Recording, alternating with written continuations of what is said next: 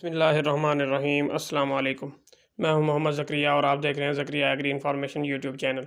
जिन भाइयों ने अभी तक हमारा चैनल सब्सक्राइब नहीं किया वो चैनल को सब्सक्राइब कर दें और बेल आइकन को दबा दें ताकि आपको आने वाली तमाम वीडियोज़ की नोटिफिकेशन मिलते रहें।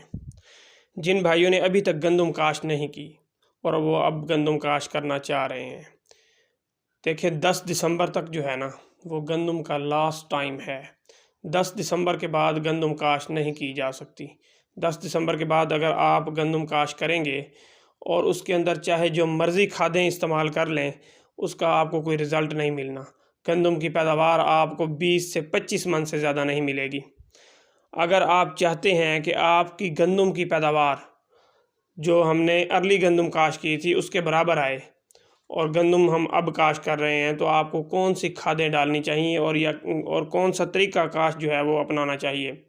पहली तो बात ये है कि इस टाइम जो है ना आप वत्तर काश्त को बिल्कुल छोड़ दें।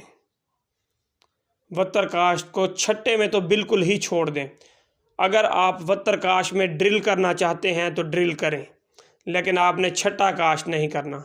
हाँ, अगर आप छट्टा ही करना चाहते हैं या आपके पास सीड ड्रिल जो है वो अवेलेबल नहीं है, तो फिर आप जो है वो गप छट का तरीका इस्तेमाल करें। पहले पानी, ज़मीन तैयार करने के बाद पहले पानी लगाएं, पानी मौजूद हो ज़मीन में तो उस वक्त जो है छट्टा कर दें।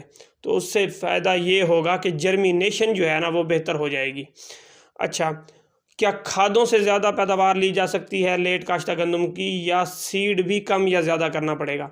तो पहली तो बात यह है कि इस टाइम जो है जो भारी सॉइल के रकबे हैं वहाँ पर तो आपको 65 केजी जो है ना वो सीड इस्तेमाल करना पड़ेगा।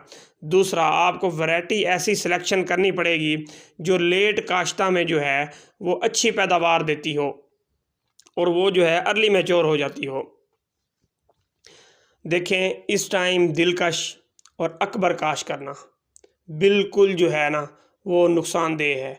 उसने कोई पैदावार नहीं देनी, क्योंकि अकबर भी दिलकश की तरह जो है ना वो लेट तैयार होती है। दिलकश तो खैर बहुत ज़्यादा टाइम लेती है, अकबर उससे 10 दिन पहले जो है वो तैयार हो जाती है। लेकिन ये टाइम ना अकबर के काश्त करने का है और ना ही दिलकश के काश्त करने का है।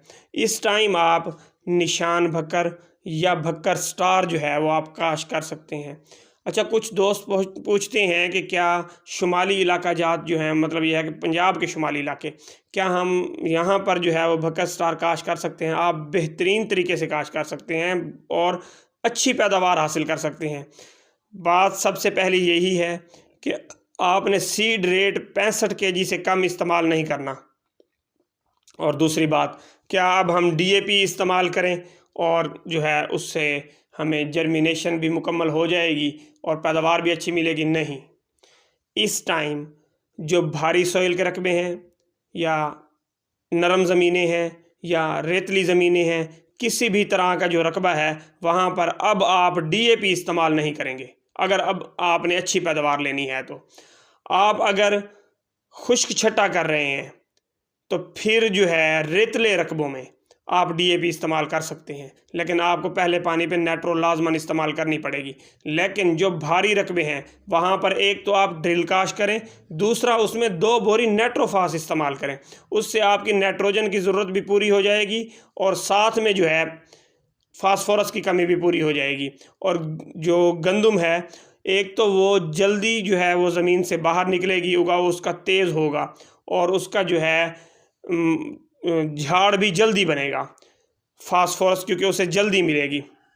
लेकिन एक सबसे अहम बात वो ये है कि इस टाइम जो है आप सीड जो है वो काश्त कर रहे हैं गंदम का, चाहे वो कोई भी वैरायटी हो, आपने उसका सीड ट्रीटमेंट लाजमन करना है।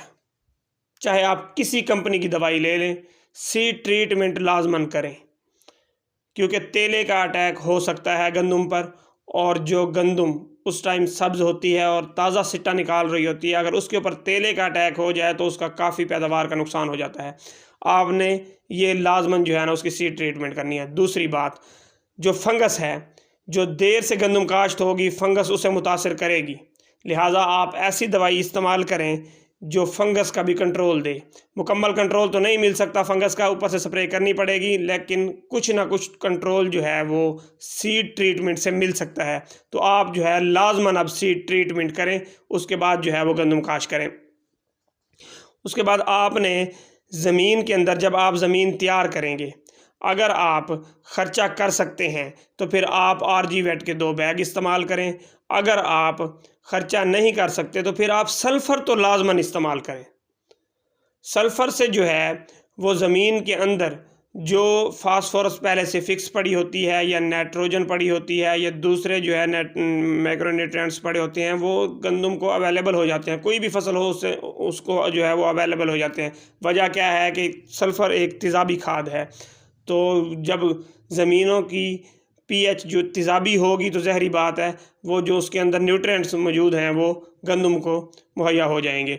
तो आप कोशिश करें इस टाइम कि आप नाइट्रोफास सरसब्ज़ NP इस्तेमाल करें।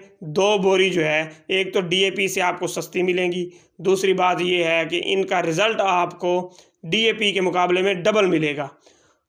आप नाइट्रोफास के साथ गंदम को काश करें, इंशाल्लाह जर्मिनेशन भी अच्छी होगी। और दूसरी सबसे अहम बात एक और, अगर आप सीड को जिब्रेलिक एसिड से ट्रीट कर सकते हैं, आपको जिब्रेलिक एसिड की टिक्कियाँ मिल जाती है, तो आप लाजमन वो भी इस्तेमाल कर लें।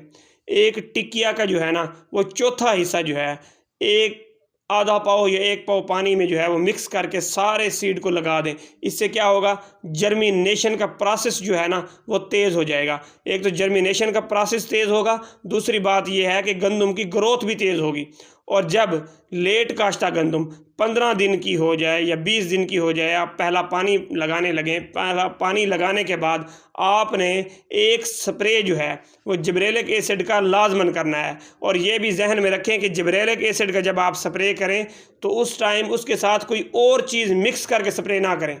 आपने कोई और स्प्रे करना है, पोटाशियम नाइट्रेट का करना है या यूरिया का करना है, कोई भी स्प्रे करना है आपने, तो जिब्रेलिक एसिड को उसके साथ मिक्स नहीं करना। जिब्रेलिक एसिड का स्प्रे आपने अकेला करना है।